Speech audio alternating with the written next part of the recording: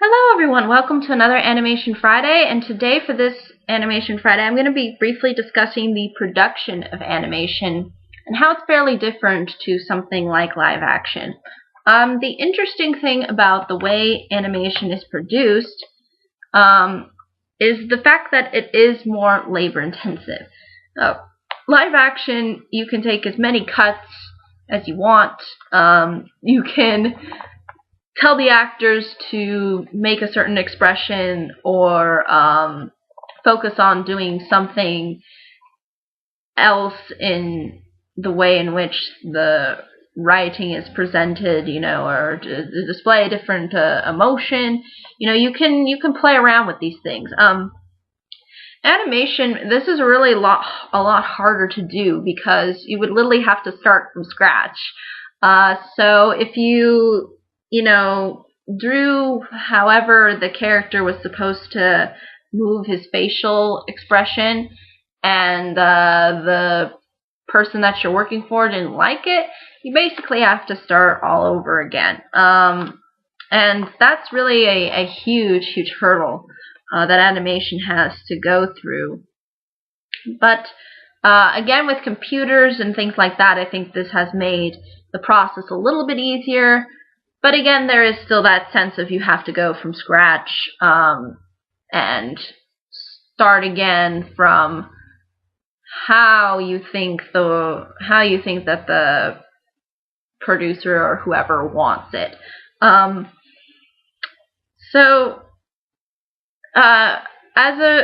order to sort of kind of make this problem a little bit less strenuous, there was an emphasis for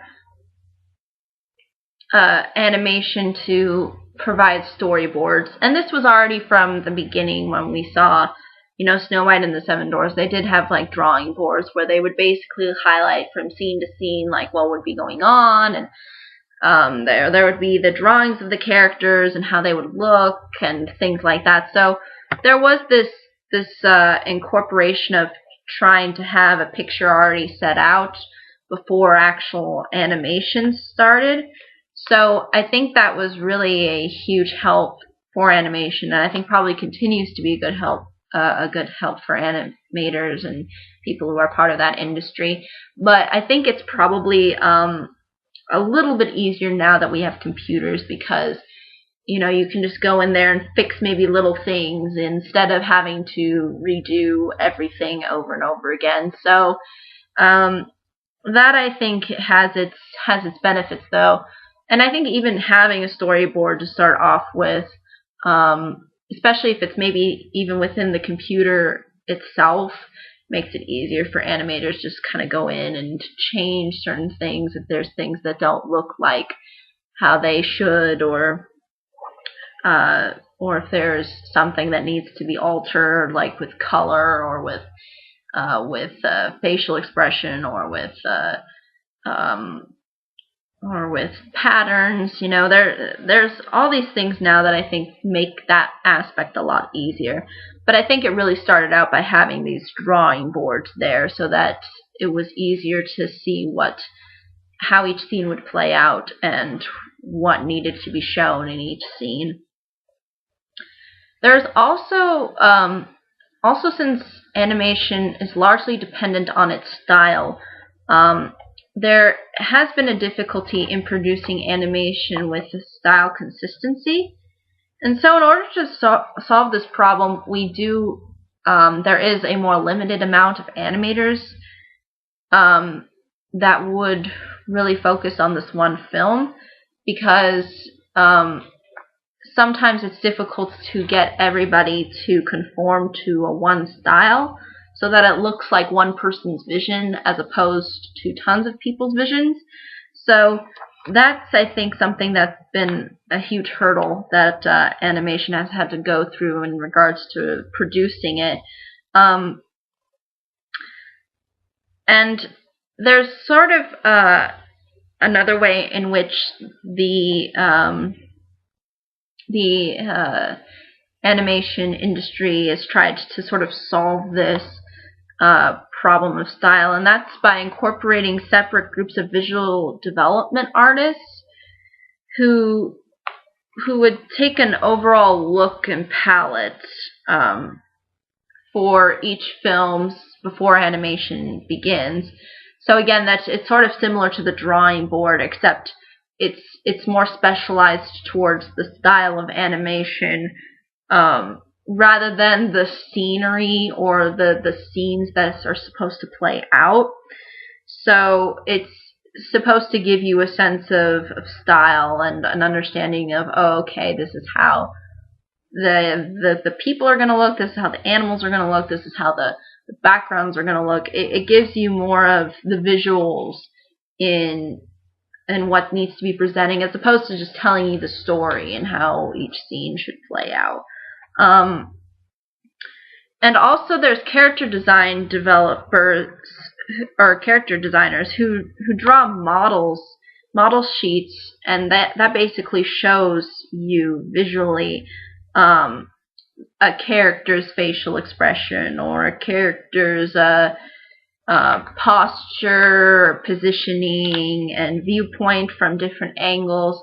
So again, I think there is this emphasis when producing animation to have things be broad and then laid out more specifically, and having this all done before the animators actually start going and doing their thing to ultimately produce the animation that ends up resulting in the film.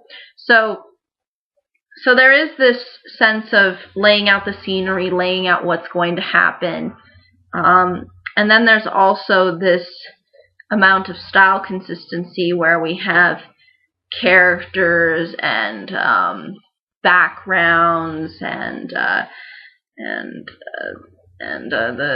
atmosphere too, with sound and things like that. Those all come incorporated as part of the details, so that when the animation is showcased, there is this one vision. So it's all presented clearly into one idea. And I think that's really the whole point of animation, is to have this kind of consistency in this one goal, one direction or path, as opposed to live action films, where I feel there's a lot more leniency when it comes to production, especially when you have producers who want things a certain way and then others that don't want certain things a certain way, and so you have to kind of juggle out and compromise.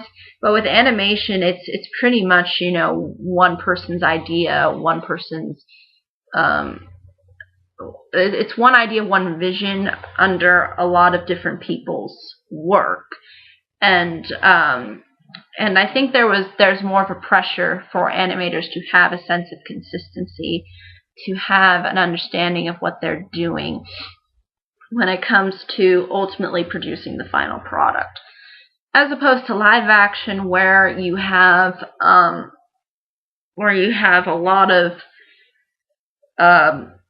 going back and forth, and where there's a lot more leeway to put in things in the last minute and take things out within the last minute. With animation, there's not such a huge amount of flexibility. You have to kind of go from where you start to the way you end, and you have to have a clear vision set out beforehand. And the little inconsistencies that happen along the way end up being changed so that that one vision can ultimately be showcased, as opposed to live action, where there can be these couple of scenes taken out because of timing or because the director didn't like how it was presented, or there is that level of change. But with animation, it's really not based upon change. It's about keeping consistent throughout and making sure that once it's presented out to the public, it's presented in a way that has that consistency, and that's really what the production of animation is really all about. It's about producing something up into the way end the same way as how you wanted to initially present it. And again, I'm not saying that there isn't little changes that could be made along the way, but I think for the most part, animation really focuses in on trying to be that one vision and that one setup goal, and making sure that that one setup goal ends up being really the final product. But ultimately, I think that's really all I can say about this topic. It's rather interesting, but at the same time, it's relatively short, and it has its various parts to it. But at the same time, I think it makes it all the more worth knowing sort of what goes on behind the scenes and how it's very different from something like live action. So I think that's really, though, all ultimately I can say. But if there are any questions, comments, concerns, I'd be more than happy to answer them. But thank you so much for watching. I hope you all have a great day, week, month, and year. And I hope to see you all in the next video. Take care. Bye-bye.